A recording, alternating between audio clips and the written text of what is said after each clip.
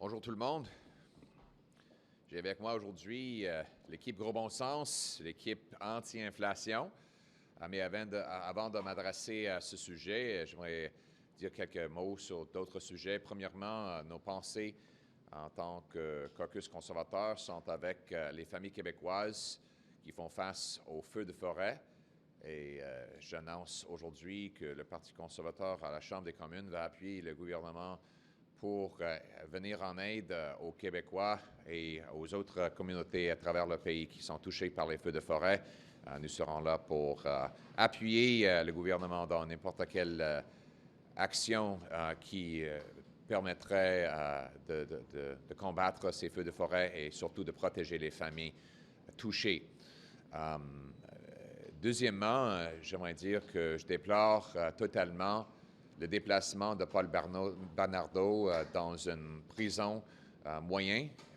Il devrait rester dans une prison de sécurité maximum et nous revendiquons que le gouvernement revoie tous ses pouvoirs pour renverser cette décision ridicule et épouvantable. M. Bernardo est un monstre et il devrait rester dans une prison maximale.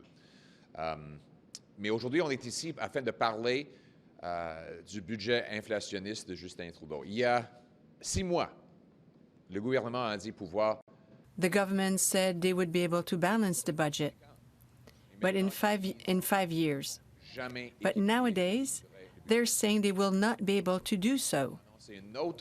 The government announced another $60 billion in defense, and this will lead to an inflationist deficit. This will raise the cost of living for everyone.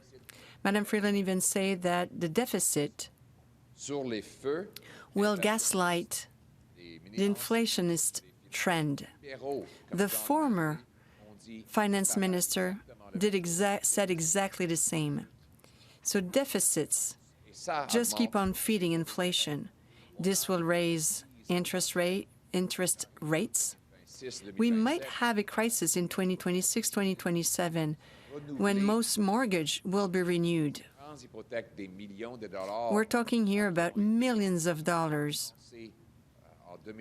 that were given in 2021, 2022. So these families may face a very strong rise in their interest rate. We're talking here about 2 to 5%. This will put our financial system at risk. The only thing we can do as a government is to reduce deficits in order to reduce inflation, so the Bank of Canada will not have to rise in interest rates anymore. So the first thing today, our first request from the official opposition is to show us a plan to balance the Canadian budget. Secondly, the government is expecting to have a carbon tax on gas. In Quebec, this will be an increase of 20 cents a litre. I don't think Canadians can afford that anymore. The government told us that taxes will not go over 14 cents a litre. This was a lie. We just want to make sure Trudeau will respect his promises. We do not want to have a raise on the carbon tax. Canadians cannot afford gas and heating as well as groceries. We will do everything that is in our power to block this bill, unless they respect these conditions. We propose 900 amendments. I think we have other procedural means that we can use within Parliament to block the adoption of this budget. We will continue to block the budget until the government accepts to present us a plan in order to balance the budget, reduce inflation, reduce the deficit, and until they accept not to increase the carbon tax. So we are talking about responsible fiscal budget. So this is our plan, and this is what we'll do. I'm here with our common sense anti-inflation team. But before I address that matter, I want to say that Conservatives stand with our friends in Quebec and in other provinces facing forest fires, and we will be with them as long as they are needed. We will also ask the government to provide full support, and we will be there to support that in the House of Commons and in any other way we're called upon to do so. Secondly, we say that it is outrageous that the prison system has moved Paul Bernardo to a medium security institution. He should be in a maximum security institution. The government should review any powers it has to reverse this ridiculous decision. Mr. Bernardo is a monster, and he belongs in maximum security. Today, we're here to talk about our two demands to reverse the inflationary crisis Justin Trudeau has caused. Two demands that we will fight for, including by putting forward 900 amendments to the forthcoming Liberal budget debate. We are going to stop the budget unless they meet two conditions. Condition number one, we want a plan to balance the budget in order to bring down inflation and interest rates. Now, the government said that it could balance the budget in the year 2027.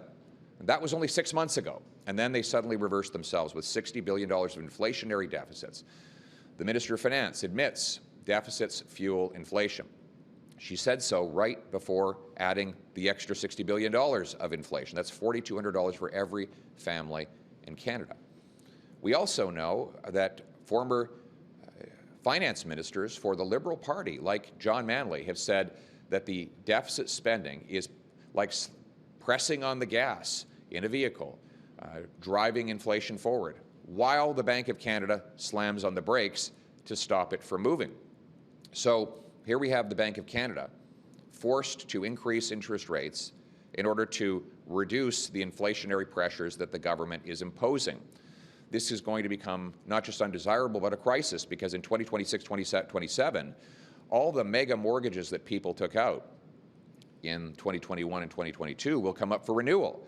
And we could have people with million-dollar mortgages that are hit with 3 and 4 percentage point increases in their interest payment on those mortgages. That's $30,000 or $40,000 a year, which could potentially lead to a meltdown in the mortgage market. The solution, of course, is to get the inflation and the interest rates down before that happens. Now, the government does not set interest rates. It does set the fiscal environment in which those rates are determined. And so they could help the Bank of Canada by getting rid of the deficit, bringing down inflation and interest rates. Secondly, the government said the carbon tax wouldn't go above 14 cents a litre. Now they're planning to raise it to 61 cents a litre. Canadians cannot afford to pay another 47-cent increase in taxes that will raise gas, heat, and groceries. So what Conservatives are saying is no new carbon tax increases. We're going to get rid of the carbon tax when we form government. We understand that that would not be a realistic ask of this government because of their policy. However, we think a reasonable compromise in the interim would be for them to cancel planned carbon tax increases. We will continue to fight for these two demands: a plan to balance the budget to lower interest rates and inflation, and no new carbon tax hikes. And if the government does not meet these demands, we will use all procedural tools at our disposal to block the budget from passing, including 900 amendments, lengthy speeches, and other procedural tools that are in our toolkit. Our purpose is to restore common sense to the country's finances and to end the inflationary crisis that is making Canadians incapable of feeding themselves, of heating their homes, and paying their bills. We got 9 in 10 young people who can't afford a home and believe they never will. 1 in 5 Canadians skipping breakfast, lunch, or dinner because they can't afford to eat. 1.5 million going to food banks, some asking for help with medical assistance and dying. This is already a crisis, but it will become a massive financial crisis in the next several years if we do not bring the inflation and interest rates back under control. And our effort as official opposition is to fight for common sense steps to do that. And that's what we are announcing today. This is the team that will do it, my friends. This is our economic team that includes our shadow ministers of finance, Treasury Board, and my deputy leaders who are fighting this battle on behalf of cash-strapped Canadians who are working harder than ever for less and less. Our purpose is to bring home lower prices, bring home powerful paychecks, bring home as people can afford, bring home safety, bring home freedom. It's the common sense of the common people united for our common home, Canada. Thank you. Can I ask you, what do you think about the creation of a national firefighting service as a possibility? And two, what did you make of that Chinese ship cutting off the U.S. naval ship in the Taiwan Strait the other day? Well, it's a fair question, David. We have firefighting assets spread out across the country, and in instances like this, we want to make sure that we don't have a surplus of downed aircraft sitting around doing nothing while there's an excess need in another province. So we would be open to studying any solutions that will help the country better coordinate its water bombers and other assets so that those assets are where they're needed, when they're needed, as quickly as possible. From my understanding, there has been actually a fair amount of cooperation, not only across the country, but from around the world. The French are kicking in, the Americans have kicked in, but are there simpler ways we could direct those assets? Possibly, and I want to thank Minister Blair for providing me with an excellent briefing on the matter late last week, and we're here to support the government in anything they can do to fight these fires. And this is another provocation by communist China. We believe the Beijing should restore calm and stability rather than provoking. We as conservatives, we want a peaceful world. Like most Canadians, we're not out looking for a fight, but we need to stand up for our values and our interests. We also need to make sure that our military is ready for anything, God forbid. Thank you. We're talking about having a national council. We're talking about a bomber squadron here in Canada. Can you repeat the question? You're talking about an independent bomber squadron. Can we talk about that? This would be a special council of firefighters. I haven't made any decision on that. But like I said before, I think we have to better use all the assets that we have, our bombers, our other type of equipment, all of our assets, to protect Canadians when we have a crisis. We cannot have bombers on the ground just because it belongs to one province when the fire is ongoing in a different province. So we're there to work with the government. We want to make sure that we are facing straight forward this crisis, but we have to implement some reforms. We have to be more efficient when we have to face such a crisis. Exchange with the Prime Minister in the House of Commons where you reference his departure from a private school he used to teach at. As you may know, there was lots of rumors about his exit, including what seems to be a completely defamatory story that has no credibility. Why did you raise that in the House of Commons? Well, it is just a fact, and this Prime Minister has a track record of not completing what he starts and bragging about what he hasn't done. And that has spilled over into his policy positions, whether it's his promises to complete, for example, a Trans Mountain pipeline gone $27 billion over budget, still not done. Claiming he's going to have an electrification economy, bragging about all these mines that he announces but don't actually get completed. Brags about his policy and promises on climate change, but they never actually meet their targets. So with this Prime Minister, there's a lot of bragging about things he plans to do without actually getting them done. You referenced that story, though. You referenced that particular story, which is... No, I mentioned the fact that he did depart. You said that he departed. Yes. And you couldn't remember why. So that's right. What did you mean by that? Exactly what I said. What did you mean by that? About him, the reason why he left the school? You have to ask him why he left the school. On opioids. On opioids. Mom Stop the Harm was here all last week. They sent you a request for a meeting. Your office acknowledged the request. You did not meet with them. Yeah. Why not? I was actually meeting with a recovery center in Winnipeg, and the recovery approach is the one that we favor as Conservatives. We believe, if I could... We have heard all viewpoints, and we believe that all viewpoints matter. Our approach is to invest in recovery.